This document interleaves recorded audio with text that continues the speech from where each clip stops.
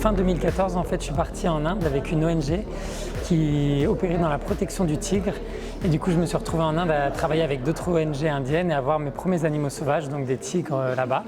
Et c'est devant les chiffres de savoir qu'il y avait, début XXe siècle, il y avait 100 000 tigres sur la planète et qu'aujourd'hui il en restait à peu près 4 000. C'était un peu l'élément déclencheur qui a fait que j'ai voulu sensibiliser à travers mes images dans un premier temps, tout en ayant conscience assez vite que c'était pas si constructif que ça.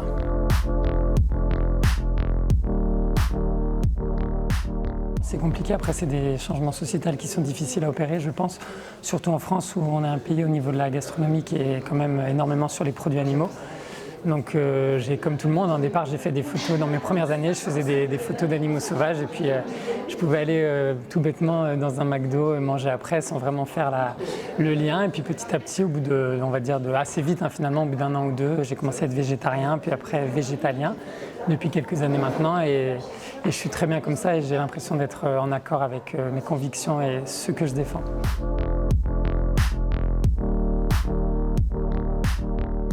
J'ai pas le recul qu'ont certaines personnes, mais déjà à mon petit niveau et voilà, avec le petit passif que j'ai, je vois des changements, je vois comment dire, les écosystèmes qui s'abîment, je vois aussi la baisse de certaines populations d'animaux, avec aussi l'augmentation d'autres. C'est quelque chose qui peut rendre triste dans mon travail de tous les jours, parce que comme la nature, c'est une des choses qui compte le plus au monde pour moi, c'est toujours assez difficile d'assister à ça. On a un peu l'impression d'être impuissant parfois et que le public, par exemple, ne prend pas la mesure de ce qui est réellement en train de se passer.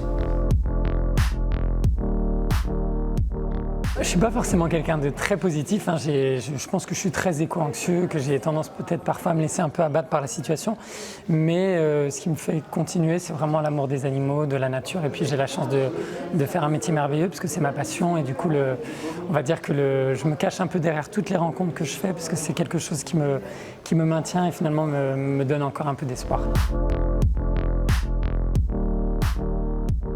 Ma plus belle des rencontres, ça n'a pas été forcément avec un grand prédateur, mais un petit prédateur. Moi, je rêvais de voir des renards et la première fois, ça remonte à longtemps, hein, bien sûr, mais peut-être il y a 7 ans, la première fois que j'ai pu vraiment avoir un moment privilégié avec un renard, pour moi, c'était exceptionnel. Donc, faut pas forcément aller chercher les animaux les plus incroyables, les plus emblématiques, sachant qu'ils sont tous incroyables finalement. C'est surtout de savoir un peu s'émouvoir du vivant, de tout ce qui nous entoure et quel que soit l'animal qu'on a en face de nous, de notre objectif, mais juste même le fait des fois d'avoir la chance de l'observer.